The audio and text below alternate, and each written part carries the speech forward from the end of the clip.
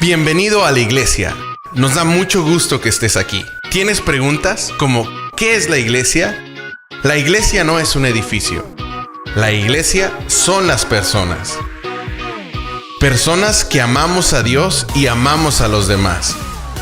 Creemos que la Biblia es la palabra de Dios y confiamos en sus promesas. Y compartimos la buena noticia de que Jesús vivió, Jesús murió y Jesús vive de nuevo.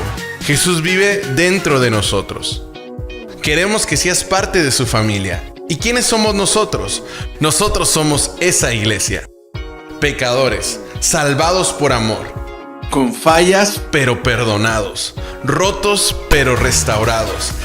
Imperfectos pero amados perfectamente por un Dios perfecto. Bienvenido a la iglesia. Bienvenido a Amor y Verdad. La importancia que tiene la oración en la vida del creyente. Muy importante. Y tomamos como lectura base esta escritura en Lucas capítulo 11 en el verso 1. Y dice la escritura en el nombre del Señor Jesús: tremendos cantos, me gocé, me siento recargado, la alabanza recarga, ayuda. Por eso es que le digo, hermanos, alabe con libertad. Levante sus manos, grite si quiere, salte si quiere, corra si quiere, que no le dé vergüenza. Démosle libertad al mover del Espíritu Santo.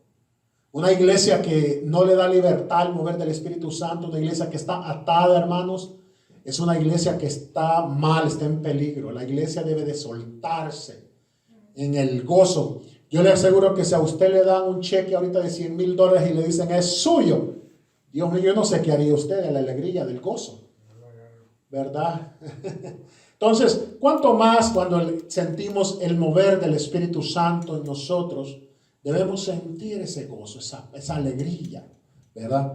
Entonces dice la escritura en Lucas 11:1, dice: aconteció que estaba Jesús orando en un lugar, y cuando terminó, uno de sus discípulos le dijo: Señor, enséñanos a ¿qué? A orar, como también Juan enseñó a sus discípulos.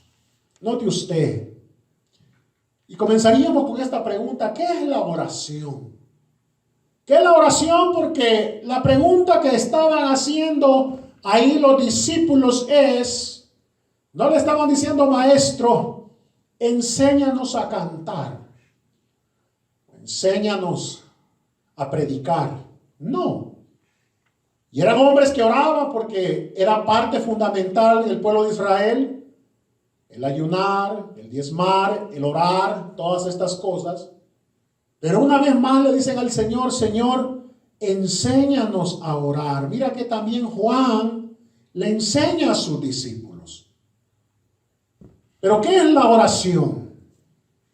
Porque por lo general se cree que la oración consiste solamente en pedir para recibir. Pero ciertamente se sabe que la oración es algo vital para el alma cristiana. Como la respiración es, ¿verdad?, para los pulmones. Es necesario, hermanos, que nosotros nos instemos a que oremos no creo que haya necesidad de aconsejarle a la gente que respire, porque es algo que tiene que hacerlo para vivir. Entonces, si los pulmones de nuestra alma no son purificados constantemente por los aires celestiales que solo la oración trae hasta nosotros, pero por el contrario, lo que estamos recibiendo es únicamente las influencias nauseabundas de este mundo o de esta atmósfera mundana, lo que pronto vamos a padecer es una tuberculosis espiritual. Y eso nos va a ir restando fuerzas y va a ser imposible cualquier servicio aceptable para nuestro Dios. Ahora, es importante, hermanos, que todos aceptemos esta sencilla e ineludible verdad. Ahora, ¿cómo se aprende a orar? Orando. Orando se aprende a orar. O sea, es un hecho de que en los evangelios no se haga constar que el Señor enseñara a sus discípulos a predicar, como le dije, pero sí, en cambio, Él se preocupó por enseñarles cómo debían orar. La oración, hermanos, es una tarea laboriosa. Es laboriosa la oración, ¿sabe por qué? Porque tenemos un enemigo del alma. Ese enemigo reconoce el poder espiritual que se puede alcanzar a través de la oración, y él se va a oponer a que nosotros oremos como debemos orar. Mire, vamos a leer en Efesios capítulo 6. Vamos a leer primeramente el verso número 10. Luego vamos a leer el verso número 12 y luego el verso 18. Mire lo que dice: por lo demás, hermanos míos, fortaleceos en el Señor y en el poder de su fuerza. Entonces, verso 12. Note usted que primero nos llama que tenemos que fortalecernos en Dios, no en nuestras propias fuerzas, sino en el Señor. El primer paso. ¿Por qué?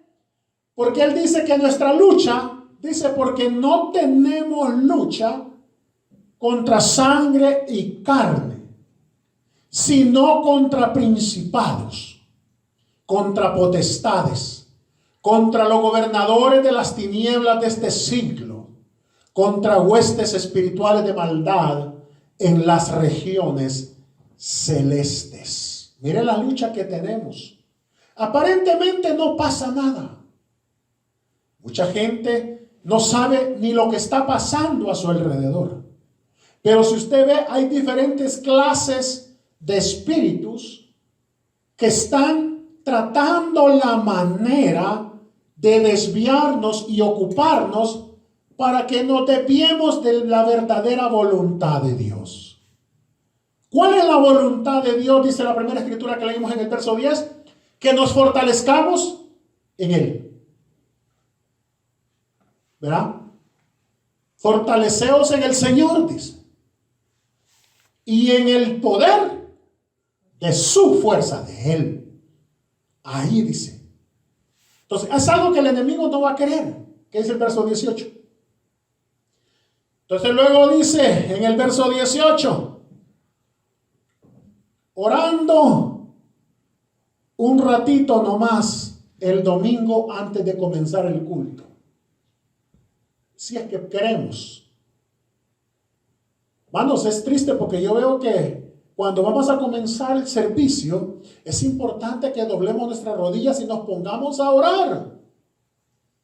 No podemos venir a sentarnos solo a vernos unos con otros, a ver qué pasa. No. Tenemos que empezar a orar, hermanos, antes de comenzar el servicio. Note lo que dice ahí. Orando en todo tiempo, con toda, ¿qué, hermanos? Oración y súplica en el Espíritu, y velando en ello, se ha ocupado en ello, con toda perseverancia y súplica, ¿solo por nosotros? ¿O por quiénes? Por todos los santos. Miren, ¿se acuerda que leímos la vez pasada en Hebreos 5:10, cuando dice la Escritura que Jesucristo en los días de su carne, ¿se acuerda? Con ruegos y súplicas, dice que pedía a aquel que lo podía librar de la muerte. Y con lágrimas y clamor, dice. Pero fue escuchado por causa de su temor reverente. Pablo nos hace la misma invitación a nosotros.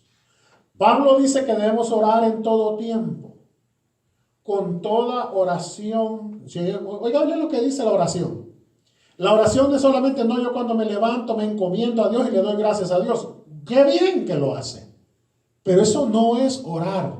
Eso es darle gracias al Señor, pero no es orar. Lo que dice ahí es que oremos en todo tiempo con toda oración y súplica en el Espíritu. Pero para estar en el Espíritu, hermanos, necesitamos algo.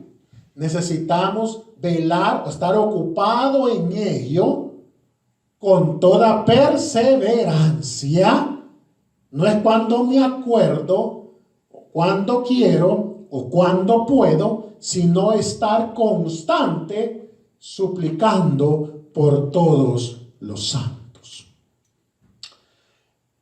Lucas 22:44 nos da otro ejemplo del Señor Jesucristo. Lucas 22:44 nos da otro ejemplo. Gloria a Dios, de lo que el Señor Jesucristo. Lucas 22:44. Mire lo que dice. Gloria a Dios. Gloria a Dios. Dice, y estando en agonía, ¿cómo estaba el Señor Jesucristo? ¿Qué es estar en agonía? Ese es un estado, pues prácticamente de desesperación. Por ejemplo, cuando alguien ya se está muriendo, él se está agonizando. O sea que es un estado ya tremendo. El Señor, estando en agonía, ¿qué es lo que hacía él? Oraba más intensamente y era su sudor como grandes gotas de sangre que caían hasta la tierra. Oiga, llegar a ese nivel, hermanos.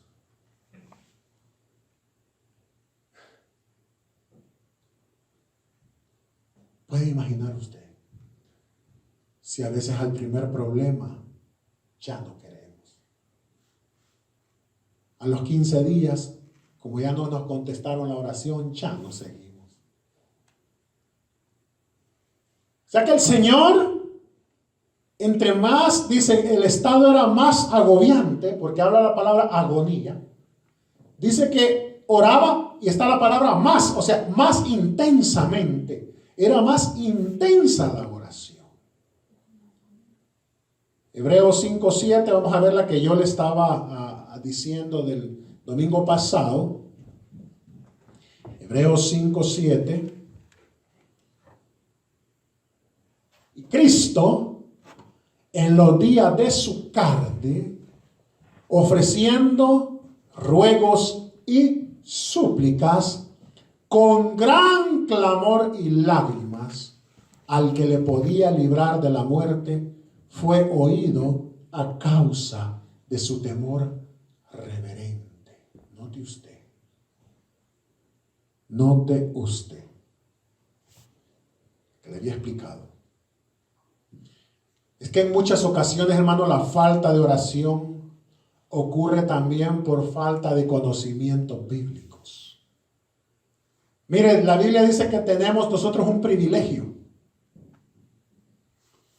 Mire cuál es el privilegio. Vamos a Hebreos 4, del verso 14 al 16. Vamos a ver ese privilegio. Hebreos 4, 14. Hebreos 4, 14. Mire lo que dice.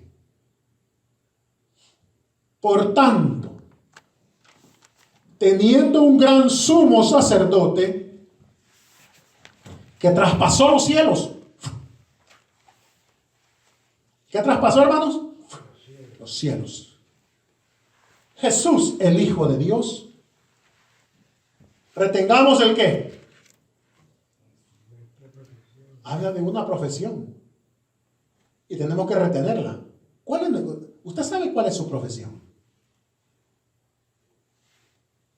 Porque está hablando que te retengamos nuestra profesión. Primero, ¿cuál es nuestra profesión? Tenemos una profesión. Y cuando alguien tiene una profesión, tiene que trabajar en ella. Tiene que ocuparse en ella. Porque el ser cristiano hoy en día es simplemente buscar a Dios cuando me acuerdo, cuando tengo tiempo, sí puedo, porque tengo otras cosas que hacer, más importantes que Dios. Cuando alguien busca algo que no sea las cosas de Dios, entonces lo que está diciendo es que tiene cosas más importantes que Dios. Dios puede esperar. ¿Quién sabe en el arrebatamiento, hermanos, qué va a pensar Dios acerca de eso? Porque Él no va a esperar a nadie. Él dice que viene por una iglesia que se ha preparado. No, que la iglesia dice que no es una que se está preparando, sino que ya está lista. Entonces, nuestra profesión como cristianos, nuestra profesión como seguidores de Cristo, debemos de tomarla en serio, hermanos. Cuando alguien tiene una profesión, sea un ingeniero, un arquitecto, toma en serio su profesión. Un médico lo toma en serio y con responsabilidad. Porque si un médico no toma en serio su profesión y le da un medicamento que no es, se mete en problemas. Un arquitecto, si comete errores en el plano el cual va a diseñar, eso le va a costar su trabajo. Han habido médicos en varias partes del mundo que les han quitado hasta su licencia de médicos porque por malas praxis le llaman ellos. ¿Quién sabe? No tomaron su profesión en serio con responsabilidad. Hay otros que dicen, a mí no me gustaba esta profesión. ¿Y para qué la estudió? ¿Para qué la agarró? Esta profesión que dice el Señor que tenemos que retener, hermanos, es seria. Y hay que tomarla con mucha seriedad y mucha responsabilidad. Entonces dice el verso 15. Porque no tenemos un sumo sacerdote que no pueda compadecerse de nuestras debilidades, sino uno que fue tentado. La gente dice, no, pues que él era Dios. Yo no soy igual que Dios. Pero la Biblia dice que él también como hombre fue tentado en todo. Fue tentado en todo. Según nuestra, ¿qué, hermanos? Nuestra semejanza como hombre. Pero sin pecado. O sea que, ay, hermano, tenemos que trabajar duro. Verso 16. Entonces, mira el privilegio, hermanos. ¿Será que nos pide que Él se va a acercar a nosotros o dice que nosotros tenemos que acercarnos? ¿Qué dice la Escritura? Dice, acerquémonos pues. Ese es un llamado, el pues es un llamado como orden. Vaya pues, yo le puedo decir a usted, igual ayer le puedo decir, hermano, acérquese. Usted me puede decir, ya otro ratito, cuando tenga tiempo yo me acerco. Pero si yo le digo, acérquese pues, es inmediatamente. Entonces la Biblia nos dice, acerquémonos pues confiadamente. ¿A dónde? Al trono de la gracia para alcanzar misericordia y hallar gracia para el oportuno socorro. Dice ahí para pedir cosas. Está hablando de la oración. Que nosotros ahora tenemos el privilegio a través de la oración de llegar al trono de la gracia. Pero no para pedir y recibir lo que nosotros querramos, no. Para alcanzar primeramente misericordia y hallar gracia para el oportuno socorro. Miren. Vamos a Hebreos 10, verso 19. Hebreos 10, verso 19.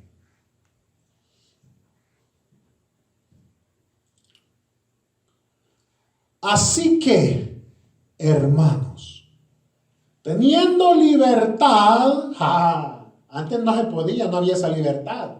Solo entraba el sumo sacerdote, entraba al lugar santo, al lugar santísimo. Pero como ahora tenemos un sumo sacerdote, dice, que ya traspasó los cielos, dice que tenemos libertad para entrar, mire hasta dónde, donde nadie podía entrar, solo el sumo sacerdote, una vez al año. No cuando él quería, una vez al año. Ahora nos ha dado ese gran privilegio Dios, de tener esa libertad para entrar en el lugar santísimo, pero por la sangre de Jesucristo. Hay algo que nos dio esa libertad de poder entrar. No vamos a entrar solo porque nosotros somos campeones o héroes. No. Ahí está el pase de la entrada, la libertad, la sangre de Jesucristo. Gloria a Dios. Ahora, si hay pecado en nuestras vidas, ¿cuántos de los que están aquí nunca han cometido pecado? Que levanten la mano los que están libres de pecado. Todos tenemos problemas. Todos cometemos errores. Si hay pecado en nuestras vidas, pues no habrá esa libertad de acercarnos a Él en oración. Y estando en esa condición pecaminosa, Dios no va a escuchar nuestras oraciones. Primera de Juan 3, verso 22 al 24. Primera de Juan, capítulo 3, verso 22 al 24. Mira lo que dice. Y cualquiera cosa que pidiéremos, la recibiremos de Él. ¿Por qué, hermanos? Porque guardamos sus mandamientos y hacemos las cosas que son agradables delante de Él. Verso 23.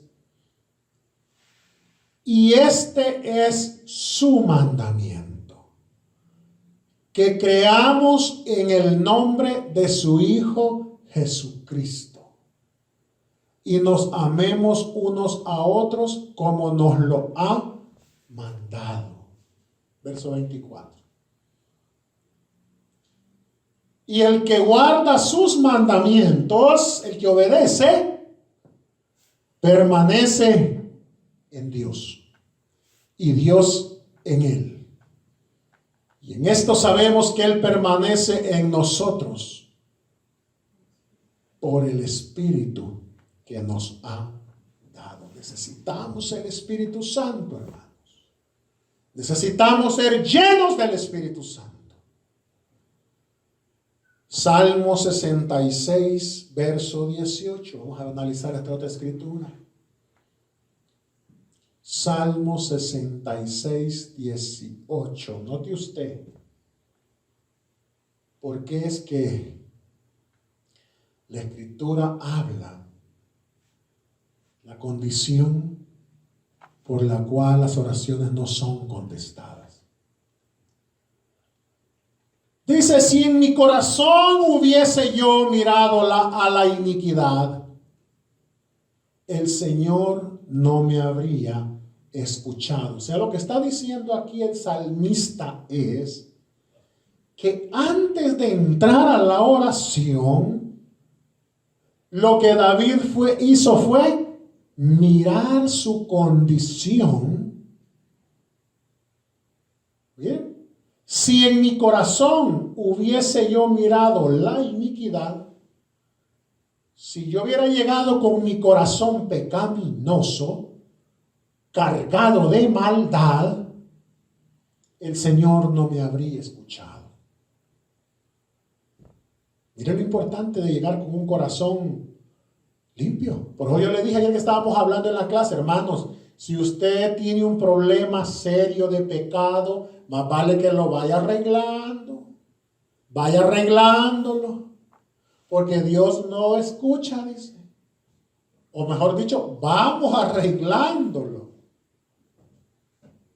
No podemos nosotros decir que somos salvos si estamos viviendo en pecado. Si estamos en pecado y yo sé que estoy en pecado, tengo que corregir esa parte. Si no, no me va a escuchar. Pero a mí me oye a mi manera, me escucha y me da lo que yo le pido.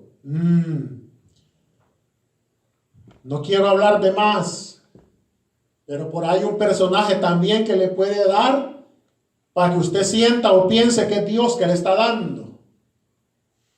También ese, por eso le llaman el engañador, el imitador, el acusador de los hermanos. ¿Por qué? Porque les puede hacer el favor de contestarle, yo necesito, y le puede hacer el favorcito temporal, porque hace cosas a medias, solo para un ratito, para engañar a la gente. Por eso dicen, es que Dios me responde, yo le pido, yo sé, Él conoce. Bueno, mire lo que dice la Escritura. Habrán casos, como le dije yo ayer, que Dios le responderá por misericordia. Por misericordia. ¿Verdad?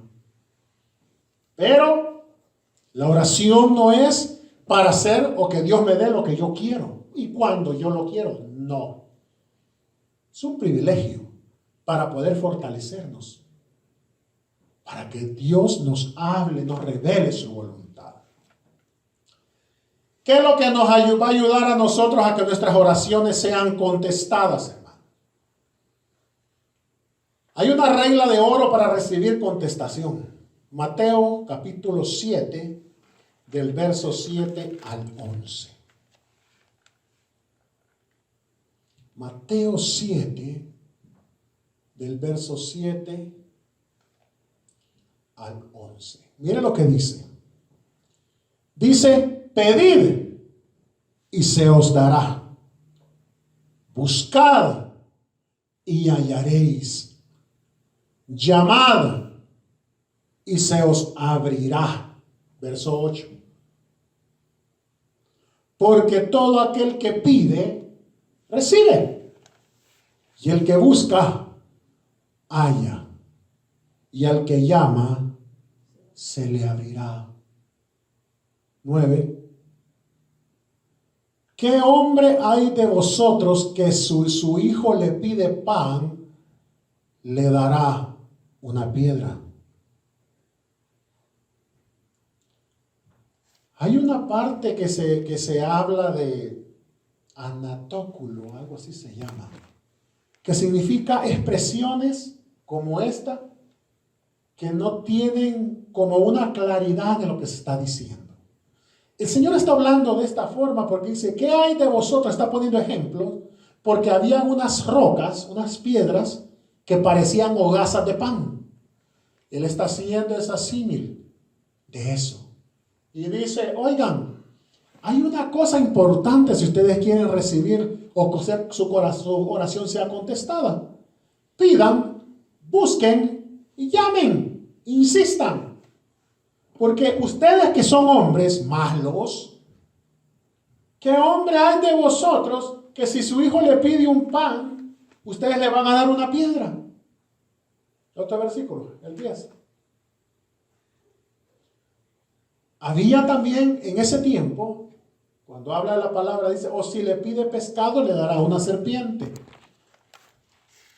Cuando habla de serpiente, está hablando de esa especie de anguilas que habían en el mar, ¿verdad? ¿Qué si le pide a su hijo un pescado, le va a dar una anguila o una serpiente? No, le va a dar un pescado, le va a dar lo mejor. Como padre le va a dar lo bueno. Por eso dice él en el verso 11,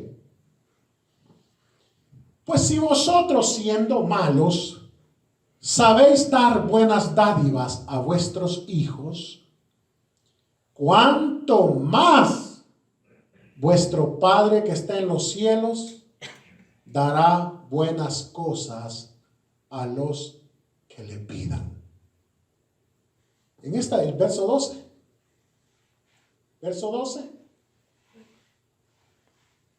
En la otra versión, hermanos, ahí dice, nota lo que dice, cosas buenas a los que le pidan. En la versión, dice en la otra, si ustedes que son malos les saben dar buenos regalos a sus hijos, ¿cuánto más nuestro Padre que está en los cielos no les dará el Espíritu Santo al que se lo pida? Cuando usted lee esta versión, buenas cosas, está hablando, oh, me va a dar carro, me va a dar casa, me va a dar trabajo, me va a dar esto. No. Porque lo que necesita la iglesia en este tiempo, trabajo tienen, lo tenemos, casa tenemos, comida tenemos, todo nos ha proveído el Señor por su misericordia. Lo que la gente necesita es el Espíritu Santo. Para que podamos entrar a ese lugar en oración y súplica, como dijo, en el Espíritu. Por eso es que las iglesias nos estamos enfriando. Venimos a la casa de Dios y venimos como que va a haber un espectáculo más. Nos sentamos, nos empezamos a ver uno con otro. No hay oración. No hay el alabanza que se pueda soltar. Fríos. La iglesia necesita el Espíritu Santo. Es que sin Espíritu Santo no somos salvos. Sin el Espíritu Santo en nuestras vidas no hay guía. Y es el Espíritu Santo el que nos guía, el que nos redarguye, el que nos constrista. Es el Espíritu Santo el que nos hace sentir a nosotros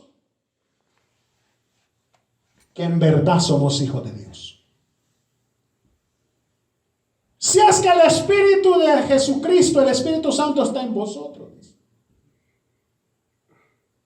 Para estar Cristo en nosotros y nosotros en Él, tenemos que recibir el Espíritu Santo.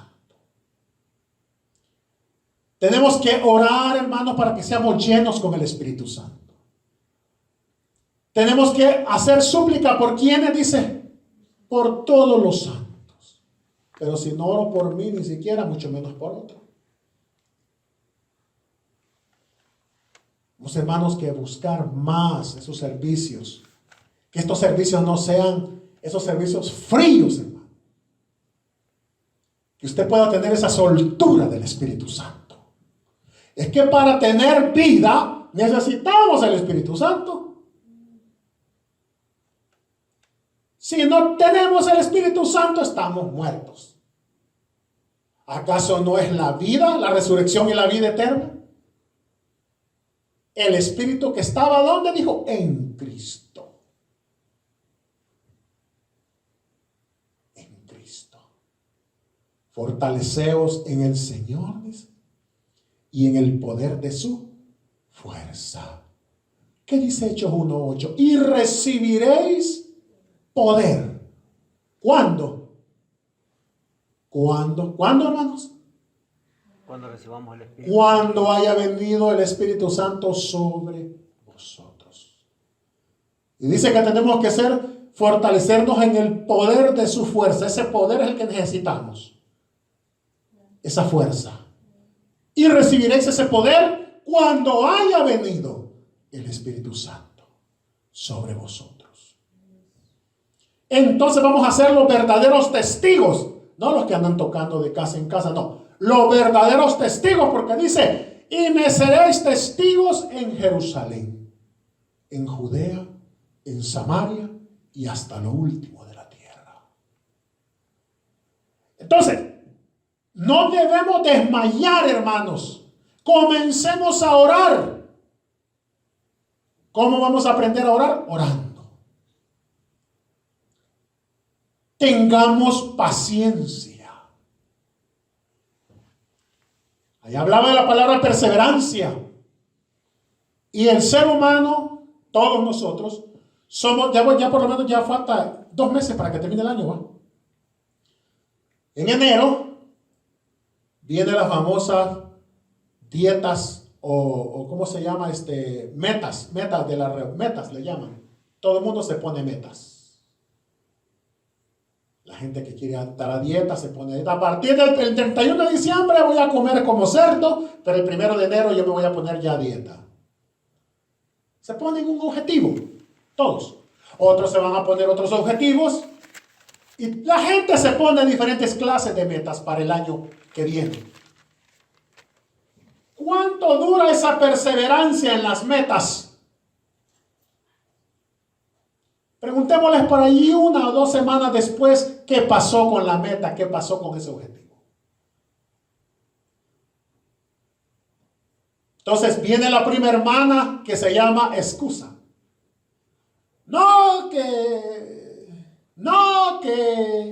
fíjese, no va a creer. Viera lo que me pasó. Ay, si usted supiera. Y ya con eso ellos taparon eso. Y el 2020 seguiremos lo mismo o peor que el 2019. No hay metas. Tenemos ya estos 2 meses para que termine el año, para que de verdad nos propongamos metas de verdad, hermanos. Yo creo que la primera meta, queremos tantas almas. Yo quiero 100, yo quiero 200, y como que están comprando aguacates o están comprando manzanas. Yo quiero esto, no. ¿Sabe qué sería la primera meta? ¿Cuál cree usted que sería la primera meta? ¿Cuál? ¿Cuál sería la primera meta que debemos de ponernos? No desde el 1 de enero, desde ya. Traer más almas. No, hermano. No vamos a traer almas, hermano, que vengan a morir aquí. Yo quiero almas, gloria a Dios, que se llene este lugar. ¿Pero qué les vamos a transmitir? Si lo que ellos necesitan sentir no lo tenemos todavía. Primero tenemos que llenarnos nosotros para hacerles sentir a ellos. ¿Qué necesitamos primero? El Espíritu Santo. El Espíritu Santo. Y necesitamos oración. Oración. Y el Espíritu Santo. Viene un alma necesitada de Dios, queriéndose llenar del Espíritu Santo. La vamos a traer y vamos a seguir en lo mismo, vida de pecado. ¿Qué le vamos a transmitir? ¿Algún mal espíritu que ande yo? ¿Pasárselo a él? ¿Qué le voy a dar yo a él? ¿Qué le voy a transmitir? ¿Lo que yo no tengo? ¿O usted me daría lo que no tiene? Si yo voy a su casa y le pido pan y no tiene pan, usted me va a dar pan. ¿Cómo me va a dar lo que no tiene? Ahora, ¿tiene abundancia de pan? Claro, me va a dar pan. ¿Qué necesitamos tener en esta iglesia? Abundancia de ser llenos del Espíritu Santo. Estar fortalecidos, llenos de oración. Entonces va a ver usted la diferencia. La vamos a ver. La duda, no dejemos que la duda vaya a trabajar en nosotros. El temor, la incredulidad, el desánimo, esos elementos que vencen ese esperar, esa contestación de Dios. Somos vencidos por esos ingredientes. La impaciencia, la duda, la incredulidad, el desánimo, el temor. Vamos a reprender en el nombre de Jesús. Vamos a resistir toda oposición del enemigo. Mire lo que dice Lucas 18, del verso 1 al 7. Ya con esto vamos a ir casi terminando. Lucas 18, verso 1 al 7.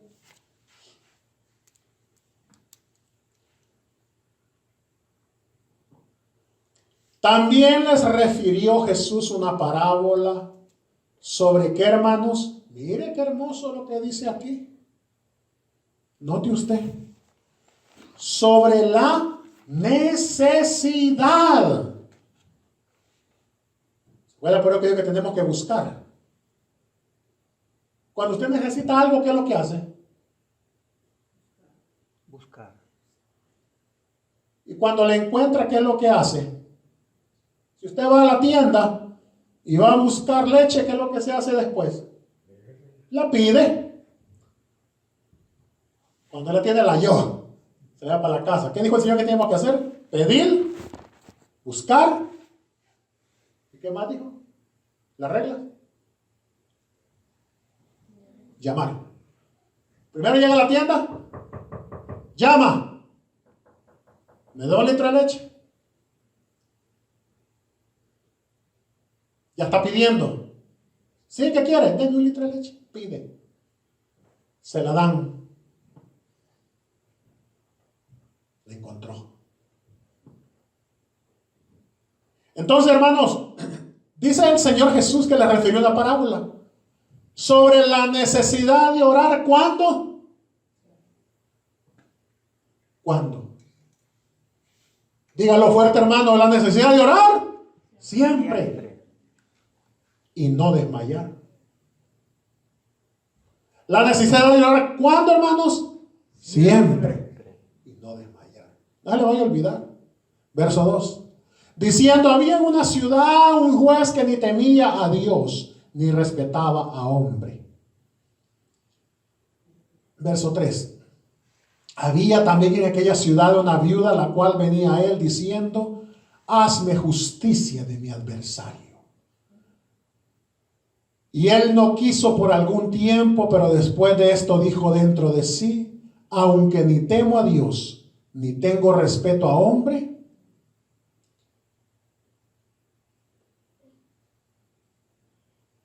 gloria a Dios.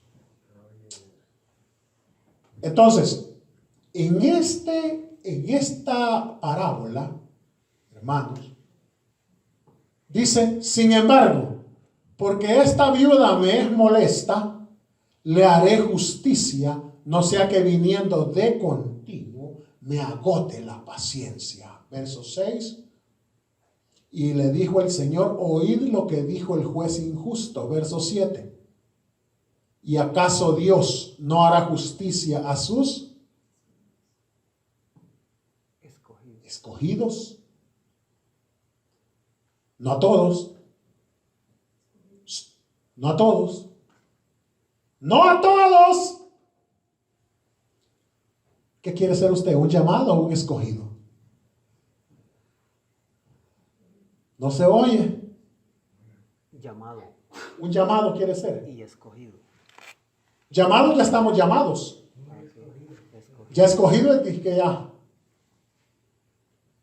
Que claman a Él. ¿Qué hacen los escogidos? Claman día y noche. ¿Se tratará de responderles?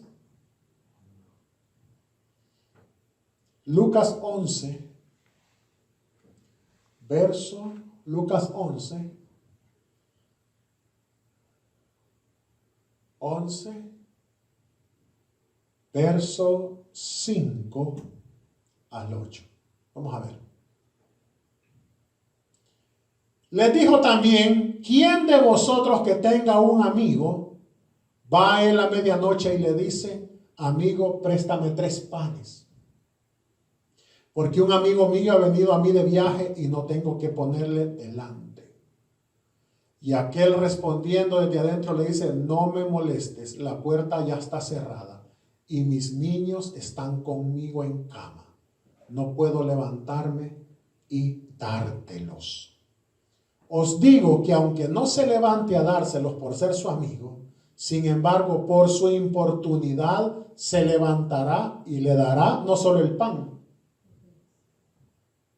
no solo el pan que pidió.